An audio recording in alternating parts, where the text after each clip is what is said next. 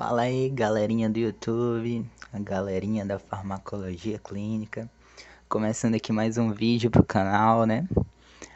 No nosso caso 2 da nossa mega revisão de farmacologia, patrocinada pelo nosso centro acadêmico, nosso projeto de direcionamento acadêmico, nosso PDA.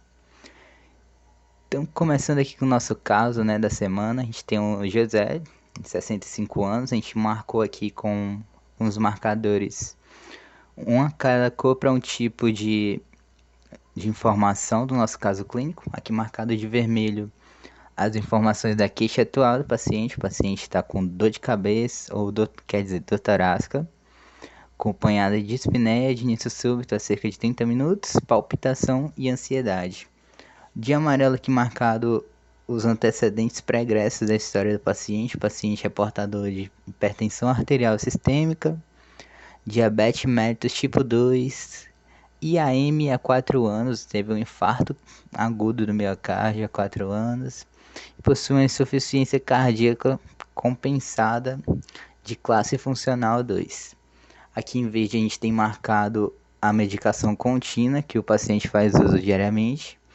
Ele toma um diurético tiazídico para controlar a hipertensão arterial, que vai fazer com que haja um aumento na diurese do paciente, o paciente urine mais, assim diminui o volume de líquido que o paciente tem no corpo, assim também diminuindo a pressão nas artérias. O paciente também toma um inibidor da enzima conversora de angiotensina, da sigla IECA, que a angiotensina ela vai realizar esse aumento na pressão arterial, então inibindo essa enzima também há um melhor controle da hipertensão arterial.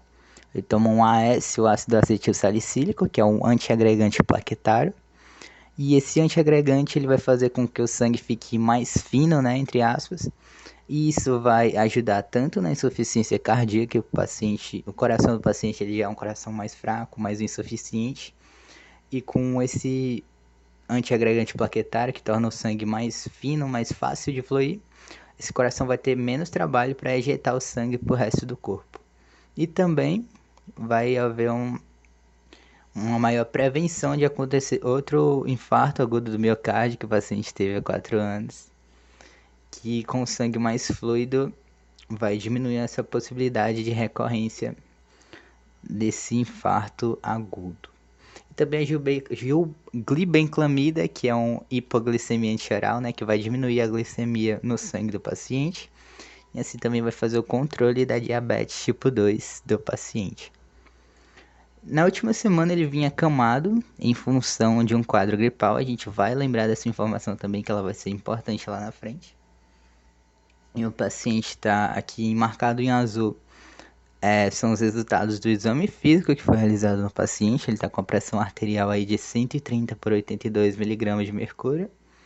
Está levemente alta, mas pode ser normal também, dado que o paciente tem hipertensão arterial já há algum tempo, que apesar de ser controlada pela medicação, ela pode se tornar mais elevada dependendo da situação.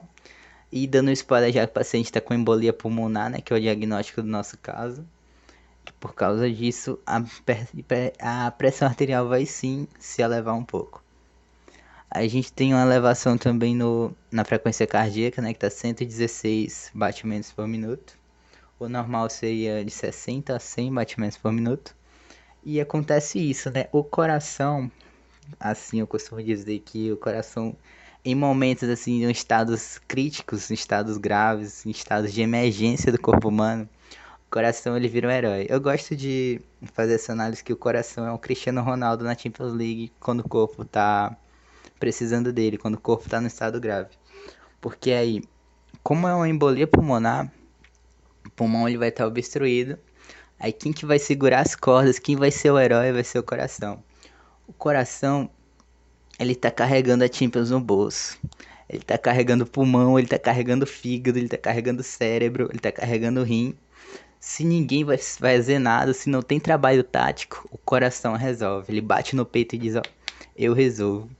Então ele começa a bater mais rápido, mesmo ele sendo coração insuficiente, mesmo ele sendo um coração que ejeta pouco sangue, porque essa capacidade dele de contração diminuiu por causa da insuficiência cardíaca.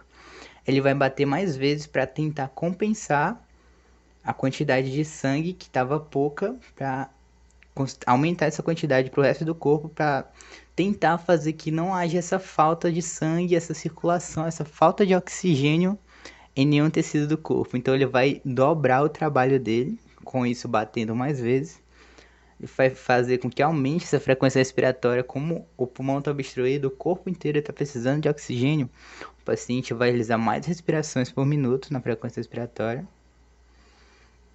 E isso é chamado também dessa chamada compensação fisiológica. Quando o corpo está necessitando, o coração começa a trabalhar mais para compensar os órgãos que estão falhando. Ele consegue fazer isso por muito tempo? Não. Ele só consegue segurar as pontas até uma determinada quantidade de tempo. Se não for resolvido, no caso cirurgicamente, né, através de procedimentos médicos, como por exemplo no caso da embolia,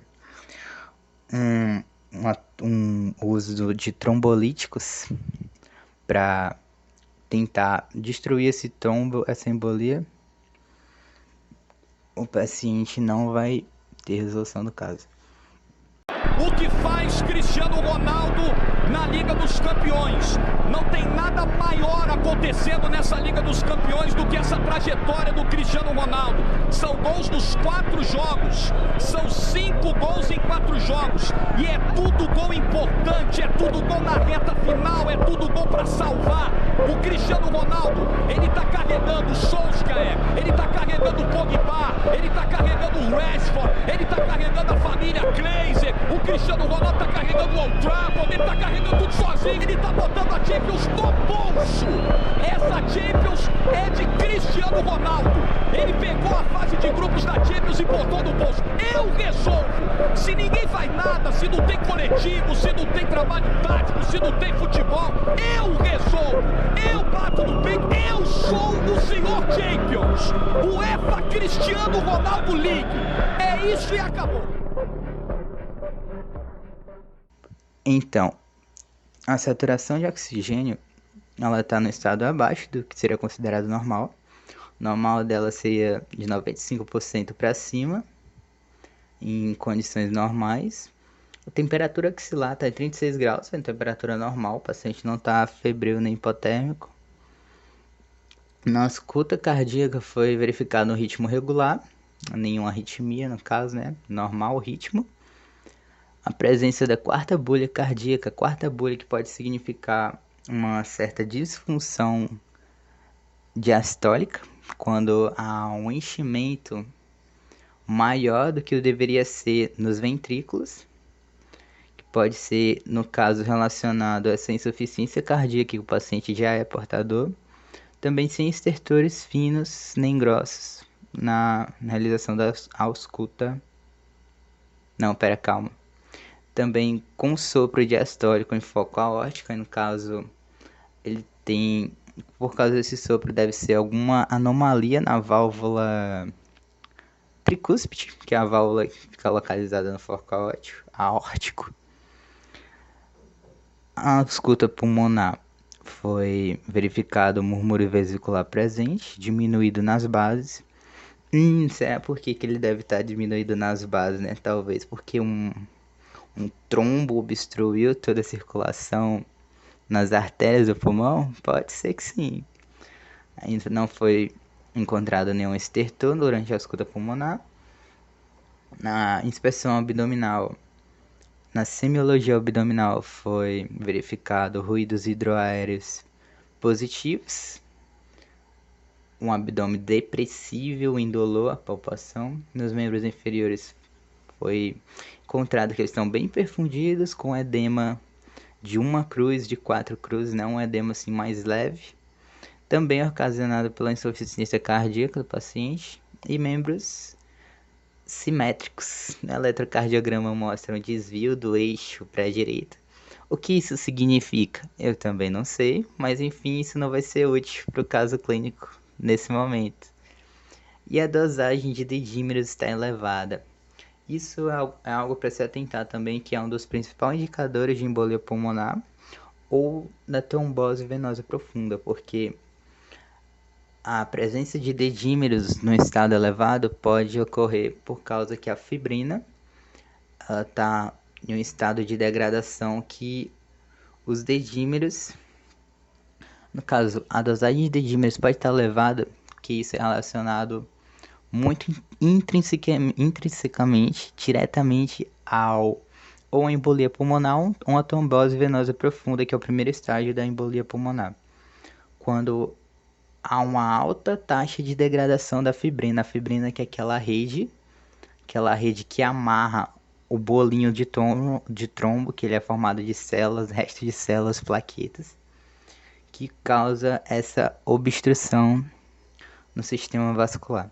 A tomografia computadorizada mostra alterações na perfusão pulmonar, que a gente vai verificar mais à frente também o que isso significa e como que a gente pode visualizar essas alterações na tomografia.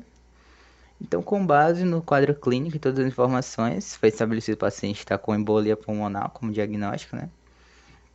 E aqui marcado em verdinho as prescrições que foram feitas após todo o tratamento. Ele tratou a embolia pulmonar e agora ele voltou para casa e foi prescrito isso para ele, varfarina por 3 meses.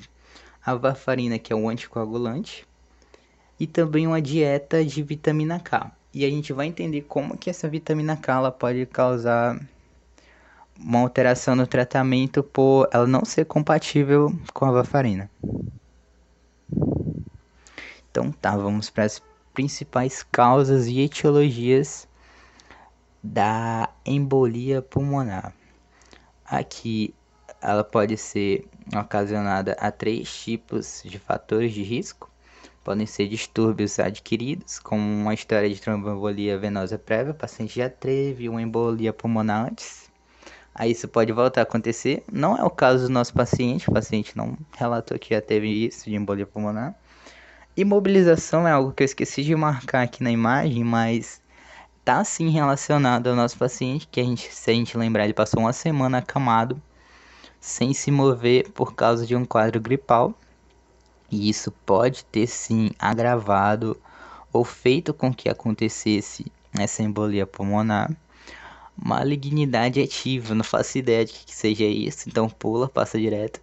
Obesidade, o paciente não relatou ter no estado, no caso clínico. Traumatismo também não, que um traumatismo, quando a gente leva uma facada, por exemplo, aquela hemorragia, aquele sangramento, e a coagulação dessa hemorragia pode causar uma trombose também.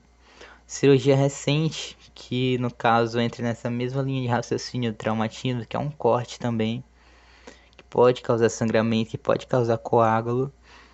É uma cirurgia, no caso, realizada em menos de 4 semanas, não é o caso do nosso paciente. Gravidez também não, tabagismo também não. Catéter venoso central pula, uso de estrogênio também. Anticoagulante lúpico, eu não sei nem porque entrou, que não faz sentido, né? Um anticoagulante causar um coágulo, mas enfim, pula, passa direto. As condições clínicas, que aqui vai entrar nas condições do nosso paciente, ele tem uma insuficiência cardíaca congestiva, que com certeza foi a causadora dessa embolia pulmonar. Ah, e só um adendo, né? Porque eu esquecendo de falar, por que a insuficiência cardíaca ela pode causar uma embolia? No caso, aí principalmente a insuficiência cardíaca direita, que ela é relacionada a todo o sistema venoso, né? O sistema venoso que desemboca através das veias cavas superiores e inferiores no átrio direito do coração. É como esse coração está comprometido, está insuficiente do lado direito, vai causar toda aquela congestão sanguínea, né? Que vai até levar a edema de membros inferiores, a estase jugular, que o sangue ele vai estar fluindo mais lentamente nas veias. Ele vai estar fluindo mais lentamente, às vezes ele vai estar parado. No caso da imobilização do paciente por uma semana, teve muito parte desse tempo que o sangue ele ficou parado, porque o paciente estava imóvel, não tinha aquela musculatura nas pernas, os membros inferiores para elevar a velocidade da fluência do sangue ao redor do corpo. Então, como já dizia nosso querido Gustavo Leão, né? Sangue parado é sangue coagulado. Então, se o sangue estiver parado, probabilidade dele coagular vai ser 1000 vezes maior do que já era.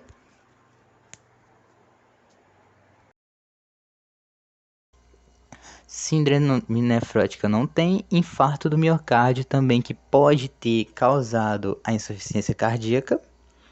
E por fim, essa insuficiência cardíaca causou embolia pulmonar. Então foi uma coisa levando a outra. Aí tem distúrbios hereditários também. Aqui a gente vai lembrar do nosso querido, saudoso professor Fernando com suas aulas de patologia lá no terceiro período, né, que da cascata de coagulação. Aqui a gente tem o fator 5, algumas pessoas são deficientes desse fator 5 de Leiden, são deficientes das proteínas C e S que participam da cascata de coagulação, deficientes de antitrombina ou de outros fatores sanguíneos.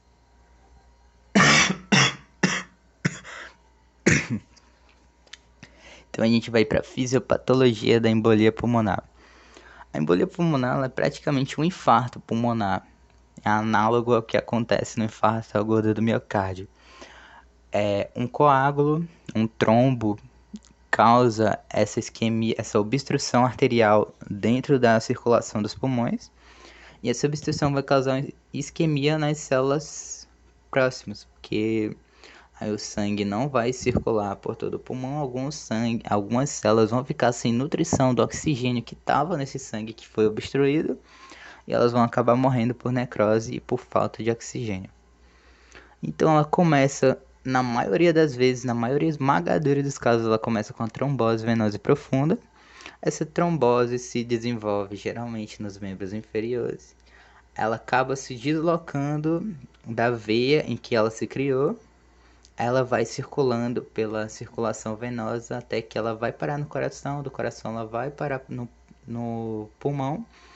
E por ser um coágulo grande demais, ela não consegue passar por toda a circulação do pulmão. Acaba parando no meio de uma artéria e obstruindo ela, fazendo com que o sangue pare de circular. Aí a gente vai ver um vídeo pra gente entender como que acontece todo esse processo visualmente. Tá, então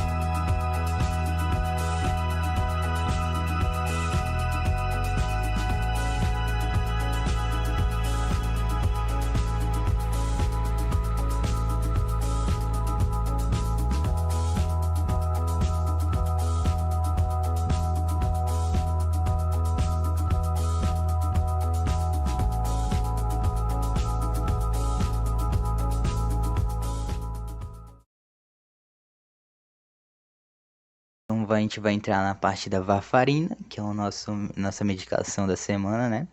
A gente vai entender como que ocorre o mecanismo de ação. O mecanismo de ação é bem complexo, não dá para entender assim bem, então a gente vai pegar mais a base de como que é. Ele bloqueia a carboxilação de resíduos de glutamato na trombina e nos fatores 7, 9 e 10 da cascata de coagulação. Então, o que que acontece, né? A varfarina, ela não vai deixar com que haja essa atribuição de uma carboxila na trombina, nos fatores 7, 9 e 10, que são os precursores do processo de coagulação, né? Então esse bloqueio vai resultar na formação de moléculas incompletas. As moléculas de coagulação elas vão estar nessa fase prematura ainda, então como são moléculas incompletas, elas não vão poder realizar essa função direito na coagulação sanguínea e vão ficar sendo moléculas inativas. Então, na varfarina, basicamente, ela vai interromper todo esse processo de coagulação e vai impedir com que haja a formação de um coágulo, de um trombo.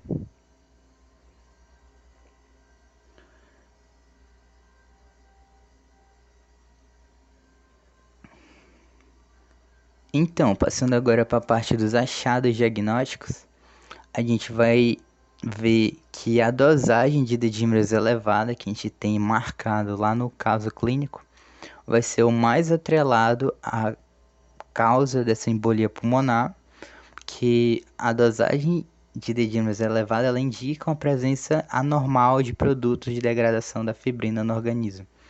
Então, se tem muita fibrina no organismo, e a fibrina é aquela rede que segura as células sanguíneas que formando um trombo, se tem muita rede amarrada formando um trombo, é porque deve ter um trombo na circulação venosa. Então, por isso que é um achado importante e que pode levar ao diagnóstico de embolia pulmonar ou de uma trombose venosa profunda. Outro achado diagnóstico que a gente tem é a tomografia computadorizada, né, com alterações na perfusão pulmonar. Aí a gente vai ver, você tá vendo aqui nessas setinhas, essas 3 setinhas apontando aqui para tomografia pro pulmão, ela tá mostrando que as artérias elas estão obstruídas e que não estão insuflando direito, ocasionando a passagem sanguínea. Vocês estão vendo isso? Eu também não tô vendo, mas é para ser isso aí. Eu só tô vendo um monte de mancha cinza, branca e preta, mas em olhos melhores é para ser uma artéria sendo obstruída, mostrada nessa figura, nessa tomografia computadorizada. Então, enfim, passando para a próxima. O mecanismo de ação da varfarina relacionado à vitamina K, que é o que a gente viu em uma das perguntas norteadoras, como que a gente devia estudar, né? Então, como que acontece essa relação da varfarina com a vitamina K? A carboxilação que a gente falou no mecanismo de ação da varfarina, ela está conectada intimamente com a oxidação da vitamina K. A vitamina K está presente no nosso organismo como na forma de epóxido. Essa forma de epóxido é uma forma inativa. E durante a carboxilação, ela vira de inativa na forma de epóxido, ela vira uma hidroquinona. Essa hidroquinona é a forma ativa da vitamina K e que vai participar do processo de coagulação. Isso aí, o que a varfarina faz, né? Ela impede essa reação e mantém a vitamina K inativa. Ela fala basicamente assim, vitamina K, aqui você não vai ter lugar, tá ligado? Aqui você vai continuar inativa, vai continuar na forma de epóxidozinha e não vai coagular nada aqui não. Tô nem aí, cara, você que se vire. Então é isso, né? Basicamente, a varfarina ela vai atuar nesse processo de anticoagulação. Só que com isso ela vai poder causar reações adversas, né? Que sempre há o risco de você não estar coagulando direito se você tem uma cascata de coagulação que não funciona. Se você tem uma hemorragia, um sangramento, aí você vai sangrar até não ter mais sangue, sabe? Porque não vai ter nada que coagule esse sangue. Mas enfim, se você não está coagulando, então você também não corre o risco de ter um trombo, não corre o risco de ter uma embolia e vai acabar ajudando nesse tratamento. Aí foi passado também para o paciente uma dieta de 0 vitamina K, né, para reduzir a quantidade de vitamina K ingerida pelo paciente. Quanto menos vitamina K, melhor, porque pode ser que o paciente, mesmo tomando a varfarina, ele consuma vitamina K demais, o corpo acaba tendo essa resistência à varfarina, ela vai acabar não fazendo efeito se tiver uma quantidade de vitamina K maior do que a quantidade de varfarina que tem disponível no organismo da pessoa.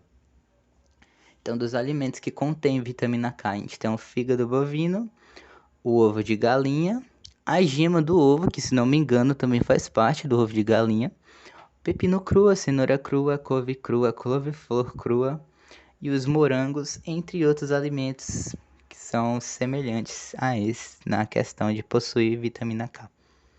Então, os cuidados de enfermagem relacionados são orientação para evitar atividade de risco de sangramento ou trauma, porque o paciente não vai ter mais defesa contra hemorragias e sangramentos, porque sua cascata de coagulação vai estar comprometida.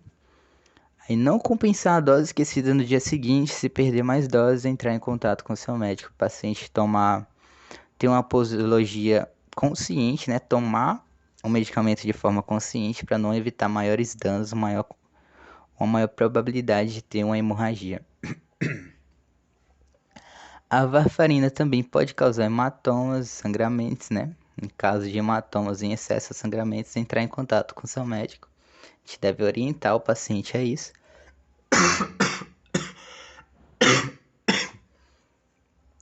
E suspender o uso em caso de suspeita de gestação, pois o uso pode ocasionar hemorragias fetais, que a varfarina tem uma facilidade muito grande de atravessar a barreira placentária, né? Ela pode acabar passando para o organismo do bebê, do feto, e causar uma hemorragia no feto.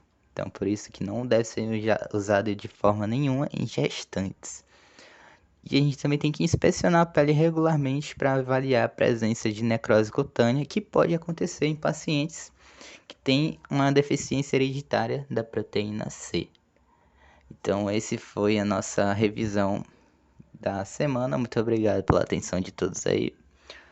E é isso, falou, valeu. Qualquer dúvida, manda aí no zap.